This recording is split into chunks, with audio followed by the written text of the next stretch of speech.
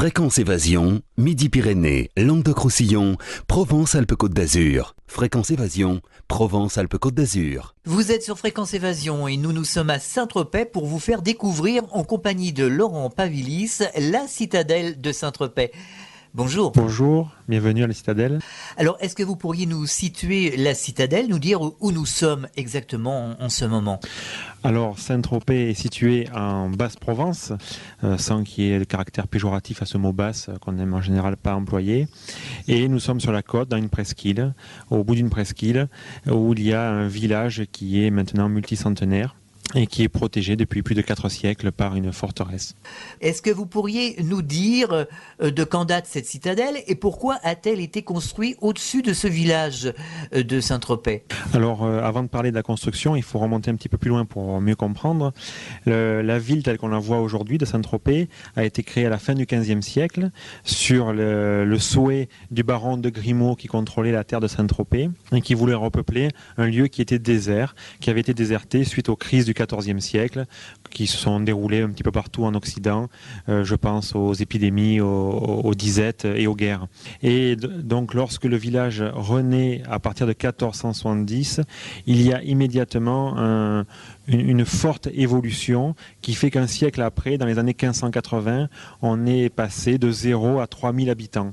Et début 17e, plus de 3000 habitants, avec une volonté délibérée du pouvoir de l'époque de créer à Saint-Tropez un lieu d'échange, de commerce. C'est pour ça que la ville est installée au bord de l'eau et qu'on n'a pas créé un village de hauteur comme les autres villages plus anciens de l'époque, tels que la Garde-Freinet, Ramatuelle ou Gassin. À partir de là, la ville s'est développée très fortement, ayant attiré de nombreux commerçants, négociants. Il y a eu un port à dominante commerciale et non pas de pêche. Souvent aujourd'hui on parle de Saint-Tropez comme charmant petit port de pêcheurs. C'était avant tout un port de commerce et l'État, le pouvoir royal, a jugé bon au début du XVIIe siècle de créer une forteresse pour protéger ce lieu qui était en fait un lieu refuge également sur le littoral. Aujourd'hui, nous avons des ports un petit peu partout, rien dans le Golfe, Marine de Cogolin, Port-Grimaud, Saint-Maxime, etc. À l'époque, les commerçants, les navigateurs arrivaient d'Antibes, par exemple, et ensuite ils avaient seulement Saint-Tropez comme port ou faire escale avant de continuer leur route et d'arriver éventuellement à Toulon. Donc c'était important, refuge en cas de tempête, mais également en cas d'ennui avec d'éventuels pirates ou autres corsaires qui étaient fréquents dans ces mers-là à l'époque. Comment s'est passée la construction de la citadelle et qui en est l'architecte ? Alors c'était très mal passé. Très mal passé, car en fait Saint-Tropez a un passé militaire relativement autonome. Dès le XVIe siècle, la ville développe une milice urbaine qui est extrêmement active et qui a pour but de protéger le littoral et le golfe. Et donc lorsque naturellement les Tropéziens voient arriver le pouvoir royal, c'est pour eux un espèce de contre-pouvoir qui s'installe. Et cette première citadelle s'est construite pendant les guerres de religion, dans l'urgence. Et lorsque la paix est revenue, le roi a souhaité voir le site désarmé, mais le gouverneur local, qui avait encore un comportement de seigneur, n'a pas souhaité désarmer. Pour lui, vivre sur le lieu, c'est la possibilité de prélever des taxes et d'autres matériaux divers, tels que ne serait-ce que des lits ou de la nourriture pour ses troupes. Et quitter la citadelle, c'est pour lui un manque à gagner pour ses troupes. Donc les Tropéziens, en temps de paix, ne l'ont plus voulu et ont rasé une première citadelle. Et le pouvoir royal ensuite a créé un deuxième programme de fortification pour fortifier le littoral provençal, dont Saint-Tropez faisait partie. Et à ce moment-là, les Tropéziens ont vu revenir des ingénieurs qui ont commencé à construire la tour dans laquelle nous nous trouvons aujourd'hui, qui est une tour du début du XVIIe, 1602, 1607 pour sa construction. Et les Tropéziens l'ont mal pris, mais ils n'ont pas pu résister à ce pouvoir royal. Et l'architecte, c'était un monsieur qui s'appelait François de Bonnefond. À l'époque, les ingénieurs sont peu nombreux en France et ont chacun une très grande circonscription. Donc pour la Provence, c'était Bonnefond, un ingénieur qui a également travaillé sur Toulon, Marseille, la Tour de Bouc. Une fois la citadelle construite, quelle a été l'histoire, l'évolution dans le temps de ce bâtiment, de cette fortification? Bon, c'est une vaste histoire qui est encore largement à découvrir puisque l'ensemble des archives n'ont pas encore été exploitées. Mais disons que les grandes lignes sont connues. Je vous parlais un instant du premier siège en 1596. Il y a eu un second siège en 1652. C'est la période de la Fronde où les grands nobles se rebellent contre le roi et le gouverneur de la citadelle s'est rebellé contre le roi. Et les Tropéziens qui, eux, restaient fidèles au roi, ont assiégé cette forteresse pour la remettre au roi. Donc ça a entretenu un petit peu ce malaise qu'il y avait entre l'existence d'une forteresse à Saint-Tropez et puis cette milice qui était extrêmement active. Ça, c'est pour le XVIIe siècle. Néanmoins, il n'y a pas que des côtés négatifs. La forteresse, lorsqu'on arrive par mer, on voit, elle est relativement imposante et donc elle a eu un aspect dissuasif à plusieurs reprises. Il y a eu maintes occasions pour que les Espagnols ou les Anglais viennent attaquer la ville. Alors par moments, ils l'ont quand même fait, ils ont toujours été repoussés et par moments, ils ne l'ont pas fait, ne connaissant pas, par exemple, l'armement qu'il y avait à l'intérieur. Et s'aventurer dans le Golfe avec une flotte, c'est prendre des risques parce que c'est se mettre obligatoirement à porter des batteries de la forteresse et des autres batteries de côte.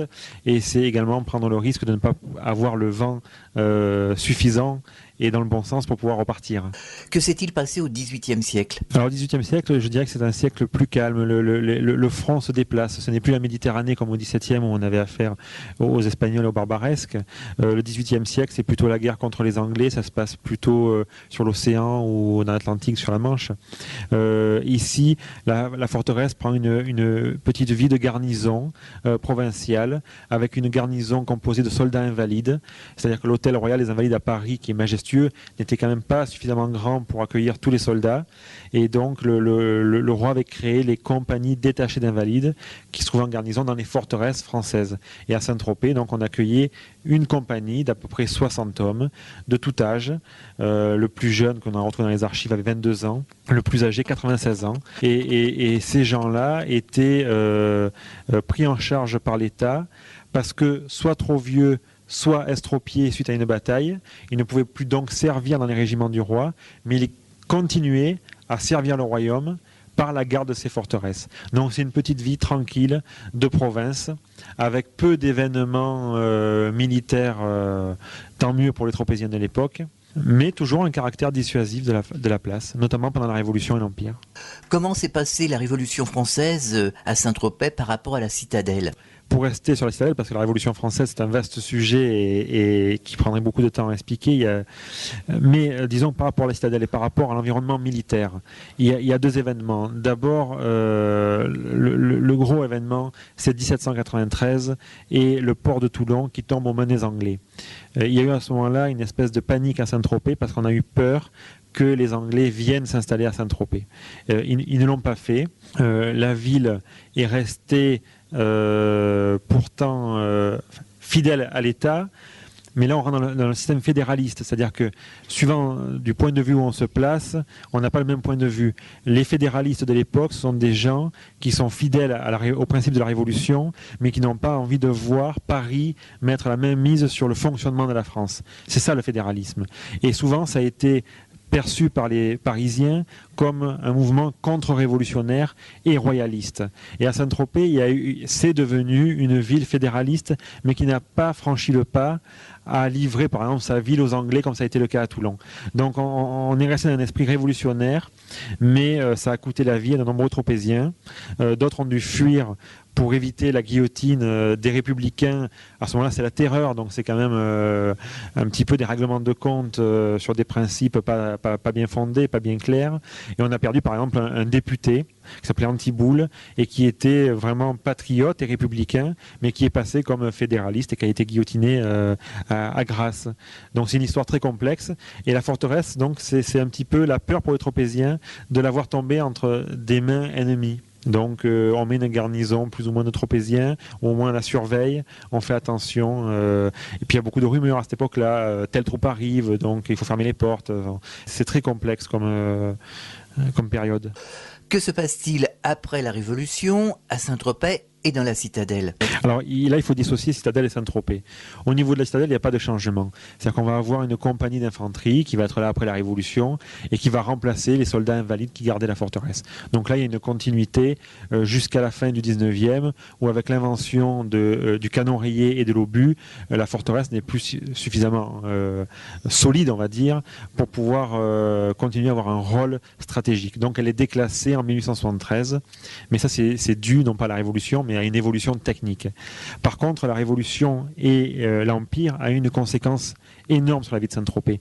C'est que 20 ans de guerre ont ruiné les pratiques commerciales tropéziennes qui consistaient essentiellement à naviguer en Méditerranée dans l'Empire ottoman. Les Tropéziens ne pouvaient plus naviguer, il y avait trop de corsaires, trop de marines ennemies. Les Tropéziens avaient l'habitude au XVIIIe siècle de commercer au Levant. Ils mettaient à disposition des marchands ottomans, alors qu'ils soient grecs, turcs, juifs ou arabes, leurs bateaux, afin que les Ottomans puissent transporter d'un point à l'autre de l'Empire, qui couvrait les trois quarts de la Méditerranée, les biens et les marchandises. Ça, c'était quelque chose qui était bien établi, et les Tropéziens dominaient, avec les marins de La Ciotat, ce type de commerce, qui représentait sans doute, suivant les ports et les moments, entre 40 et 50% des contrats signés dans ces ports-là. À la Révolution et l'Empire, donc, il y a énormément de corsaires ou de flottes officielles qui naviguaient, et les Tropéziens n'ont plus pu faire ça. Parallèlement, s'est créée à Saint-Tropez en 1791 une école d'hydrographie qui a formé, alors là, très officiellement avec diplôme, des capitaines au long cours. Ce qui fait que lorsque la paix est revenue en 1814, naturellement, certains Tropéziens se sont mis à naviguer de nouveau en Méditerranée. Ça n'a pas changé. Et puis le petit cabotage était toujours là pour transporter les marchandises. Mais beaucoup se sont lancés dans la navigation à travers le globe, sur tous les océans. Et puis, avec la révolution industrielle et la création des messageries maritimes, des grandes compagnies maritimes, avec des bateaux à vapeur, etc., les Tropéziens, eux, étaient diplômés. Et donc, on fournit de nombreux capitaines pour ces grandes compagnies. Et on peut d'ailleurs voir des traces de ce passé glorieux à la chapelle Sainte-Anne qui conserve de nombreux ex-voto qui représentent ces tableaux. Et certaines copies sont ici à la citadelle. Et c'est ça la nouvelle vie maritime tropézienne au 19e. Des gens, des Tropéziens sur toutes les mers du globe. Eh bien Laurent, je vous propose de nous retrouver juste après la pause afin de terminer cet entretien sur la citadelle de Saint-Tropez. À tout de suite sur Fréquence Évasion. De Menton à Toulouse, Radio Fréquence Évasion, le soleil du Grand Sud.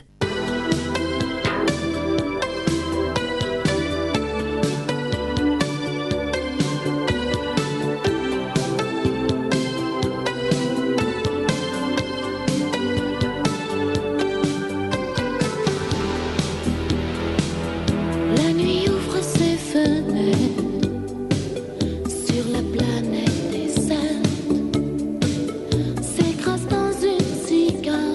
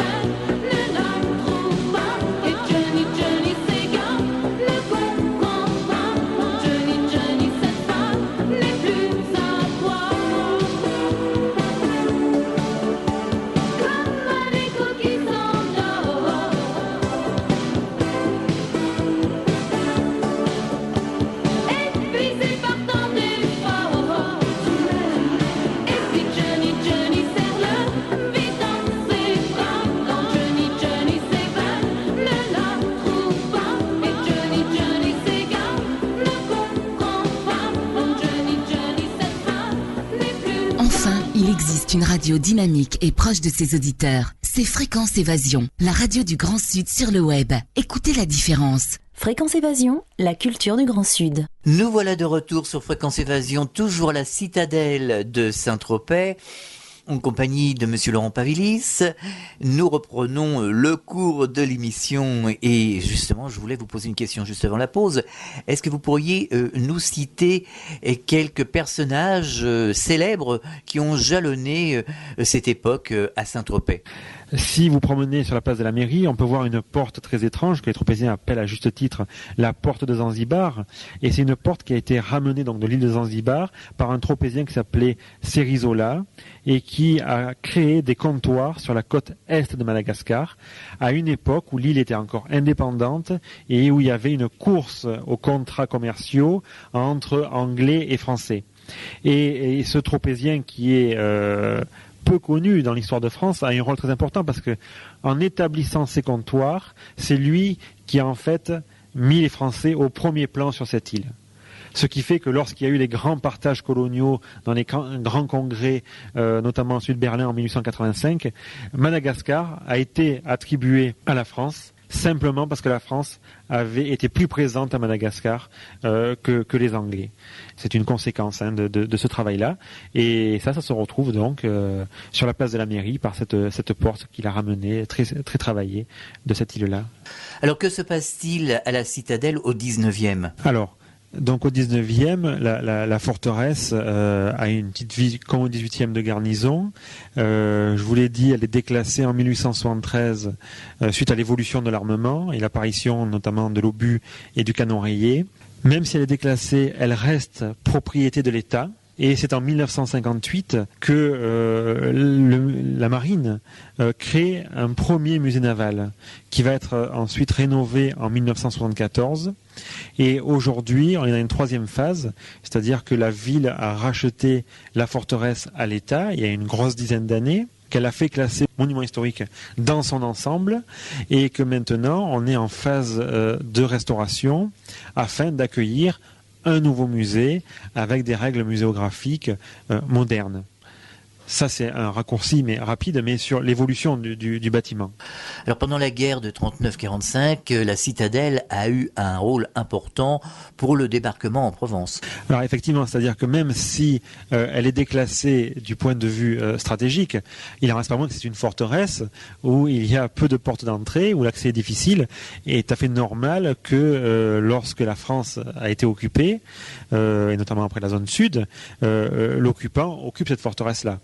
Donc on a eu les Italiens, puis les Allemands, et la forteresse a été le dernier point à être libéré le jour du débarquement, le 15 août 1944.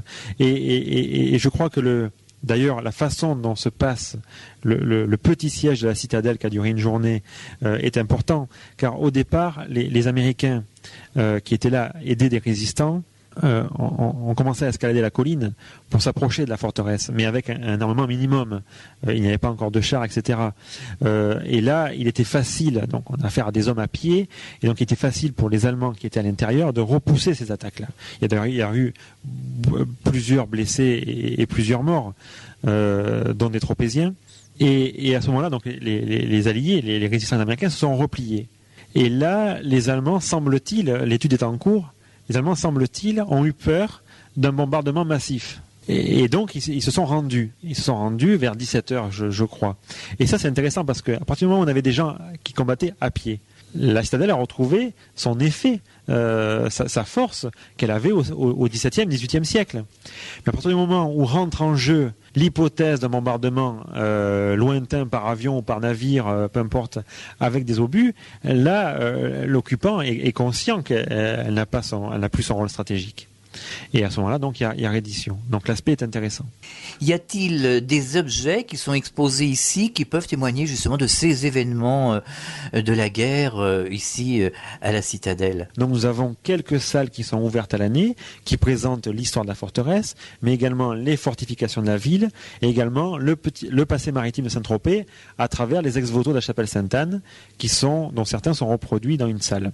Et puis nous avons une politique d'exposition temporaire. Donc actuellement, il y a une exposition sur les voiles latines qui présente les deux peintres, un peintre de la marine, Michel Dumont, et puis un peintre marseillais, Monsieur Tempier, et ainsi qu'un maquettiste, Monsieur Bidon, qui reproduit des bâtiments de voiles latines de tout le pourtour méditerranéen, et essentiellement français. Et nous allons avoir ensuite, en liaison avec une manifestation nautique qui s'appelle le Trophée Bailly de Suffren, une exposition consacrée cette année à la vie du Bailly de Suffren, qui est un personnage qui a compté dans la vie de Saint-Tropez. Et nous travaillons parallèlement à l'ouverture de salles sur l'histoire du débarquement et de l'occupation. Il y avait à l'époque du musée naval 2 salles consacrées à ce thème. Nous espérons en ouvrir 4 pour la saison. Et tout ça dans l'attente de gros travaux et d'un nouveau musée. Tout à l'heure, hors antenne, vous nous disiez que chaque année, au 15 août, il y a des manifestations qui sont organisées. Est-ce que vous pourriez nous en parler ? Alors effectivement, Monsieur Jean-Michel Couve, député maire de Saint-Tropez, souhaitait que dans ce lieu historique, l'on puisse sur plusieurs années présenter aux Tropéziens l'histoire de Saint-Tropez et le 15 août pour justement bien insister sur ce jour de débarquement qui est important. Le débarquement de Provence est souvent laissé de côté, caché un petit peu par le grand débarquement de Normandie, mais il a eu également un effet, c'est-à-dire que la zone sud a été libérée beaucoup plus rapidement par le débarquement de Provence. Et donc, c'est une volonté municipale de faire ce son et lumière. Et donc, chaque année, il y a une commémoration du 15 août à la Citadelle sous l'effet d'un son et lumière, une reconstitution historique qui insiste sous forme de tableau, soit sur les scènes du débarquement, soit maintenant depuis 2 ans sur l'histoire de la ville prise depuis son origine.